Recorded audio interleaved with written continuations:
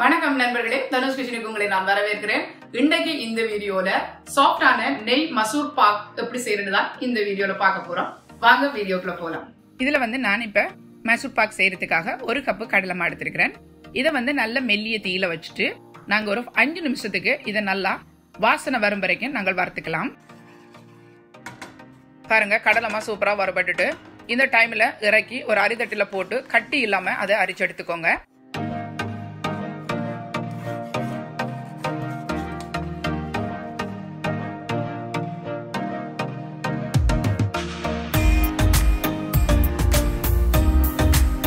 இப்ப நாங்க சீனி பாகு ரெடி பண்ணிக்கலாம். இந்த மாதிரி அடிக்கணமுள்ள ஒரு பாத்திரத்துல 1.5 கப்பு சீனி சேர்த்துக்கோங்க. 1 கப்பு கடலை மாவுக்கு. இப்ப இந்த சீனி கரைகிற அளவுக்கு ஒரு 1/2 கப்பு தண்ணி சேர்த்துக்கோங்க. இப்ப சேர்த்து இதை நல்லா நாங்கள் மீடியம் நெருப்புல வச்சுட்டு ஒரு கம்பி பதத்துக்கு இதை காய்ச்சி எடுத்துக்கலாம்.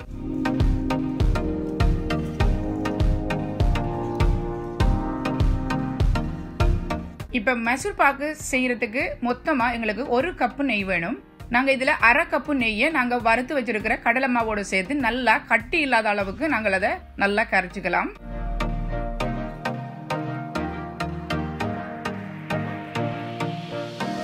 பாருங்க, இந்த மாதிரி அழகா ஸ்மூத்தா கட்டி இல்லாம கரைச்சி எடுத்துக்கோங்க.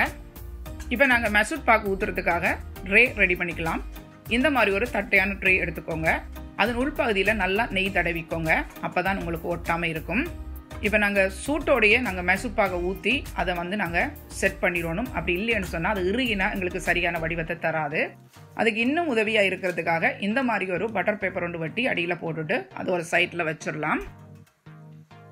இப்ப நாங்க சீனி பாகு பார்க்கலாம். பாருங்க, சீனி பாகு நல்லா சீனி எல்லாம் கரைஞ்சு நல்ல ஒரு கம்பி பதத்துக்கு அது ரெடியாகி வந்துட்டு இப்ப அதை எப்படி டெஸ்ட் பண்றன்றதை நான் உங்களுக்கு காட்டுறேன். இப்ப நீங்க அகப்பையில இருந்து உங்க விரலால தொட்டு ஒரு விரலால தொட்டு அந்த பெருவிரல்ல வச்சுட்டு நீங்க ஒரு கொஞ்ச நேரம் வச்சுட்டு நீங்க அதை இழுக்கும் போது அந்த ஒரு கம்பி பதம் வரும். பாருங்க, இந்த மாதிரி வந்துட்டுண்டா இப்ப பாகு ரெடி ஆயிருச்சு. பாருங்க, பாகு ரெடியான உடனே நெருப்பை நல்லா ஒட்ட குறைச்சிருங்க. இப்ப நாங்க ஏற்கனவே நெய்யில கலந்த கடலை மாவை சேர்த்து நாங்கள் இப்ப கலக்க ஆரம்பிக்கலாம். ஒரு கையால ஊத்தி கொண்டு மறு கையால கலந்துட்டே இருங்க. நெருப்பு உயர்ந்த தீயில இருக்கும்னு சொன்னால் சீக்கிரமா மா சுருண்டும், ஆனா வேகாது. இப்ப இந்த மசூர் பாக் கிண்டி முடிக்கும் வரைக்கும் நாங்க இந்த குறைஞ்ச தீயில வச்சுதான் கிண்டிட்டே இருக்கணும். அப்பதான் உங்களுக்கு சரியா மா வெந்து பக்குவமான பதத்துக்கு வரும். இப்ப இதை கிண்டி கொண்டு இருக்கும் போது மாவில் இருக்கிற நெய் எல்லாம் பாருங்க குறைஞ்சு வந்துருச்சு. இப்ப நாங்க ஏற்கனவே மிஞ்சி இருக்கிற அந்த 1/2 கப்பு நெய்யை வச்சு நாங்க கொஞ்சம் கொஞ்சமா விட்டு நாங்க இதை கிண்டிட்டே இருக்கணும். இப்ப இந்த மா நல்லா வெந்து அந்த மசூர் பாக் பதத்துக்கு வர்றதுக்கு கிட்டத்தட்ட 13 நிமிஷங்கள் பிடிக்கலாம். அது வரைக்கும் நீங்க கொஞ்சம் கொஞ்சமா நெய்யை விட்டு நாங்கள் கிண்டி கொண்டே இருக்கணும். அந்த 1/2 கப்பு நெய்யை தான் நீங்க யூஸ் பண்ணா போதும்.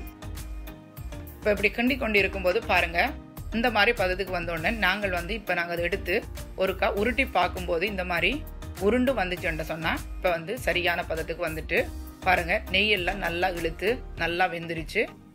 பாருங்க, இந்த மாதிரி இன்னும் ஒரு 30 செகண்ட்ஸுக்கு இதை நல்லா கலந்து விட்டுட்டு இப்போ நாங்கள் அடுப்பை அணைச்சிடலாம். இப்போ மசூர் பாக் ரெடி ஆயிடுச்சு.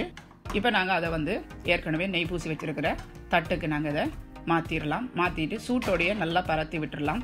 ரொம்ப தின்னெல்லாம் பரத்தாதீங்க. பரத்தினீங்கன்னு சொன்னால் அதனுடைய ஷேப்பே மாறிடும். இந்த மாதிரி நாங்கள் பரத்தினதும் இப்போ நாங்கள் இன்னும் ஒரு நெய் பூசின கரண்டி வச்சு மேல் பகுதியெல்லாம் நல்லா மேடு பள்ளம் இல்லாத அளவுக்கு நல்லா ஷேப் பண்ணி எடுத்துடலாம். பாருங்க, இந்த மாதிரி அழகா நல்ல ஷேப்பா எடுத்ததுமே இப்ப நாங்க ஒரு 15 இருந்து 20 நிமிஷத்துக்கு இது ஆற வைக்கலாம். அது வரைக்கும் ஒரு பேப்பரால மூடி போட்டு வைக்கலாம்.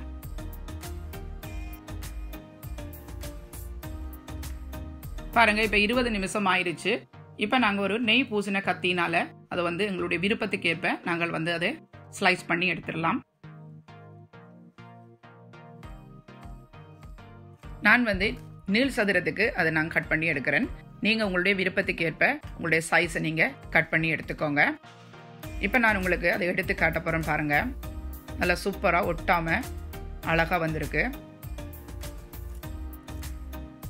இப்ப நாங்க எல்லாத்தையும் நாங்க கட் பண்ணி ஒரு தட்டுல நாங்க சர்வ் பண்ண ரெடி பண்ணிக்கலாம். இப்ப இந்த மாதிரி அடுக்கினதுமே நான் இப்ப இதுல உண்டு உங்களுக்கு பிரிச்சு காட்ட போறேன். பாருங்க, சூப்பரா நாங்க எதிர்பார்த்த அளவுக்கு அந்த பதம் அமைஞ்சிருக்கு. என்ன நண்பர்களே, சாஃப்டான மைசூர் பாக் ரெடி ஆயிருச்சு. இது ரொம்பலாம் உங்களுக்கு நேரம் எடுக்காது, ஈஸியா எல்லாரும் செய்யலாம். இந்த ரெசிபி உங்களுக்கு பிடிச்சிருந்தா லைக் பண்ணுங்க, ஷேர் பண்ணுங்க, மறக்காமல் தனுஷ் கிச்சனுக்கு சப்ஸ்கிரைப் பண்ணுங்க. இது போன்ற இன்னும் ஒரு சுவையான சமையல் குறிப்புடன் உங்களை சந்திக்கும் வரை உங்களிடமிருந்து விடைபெறுவது தனு.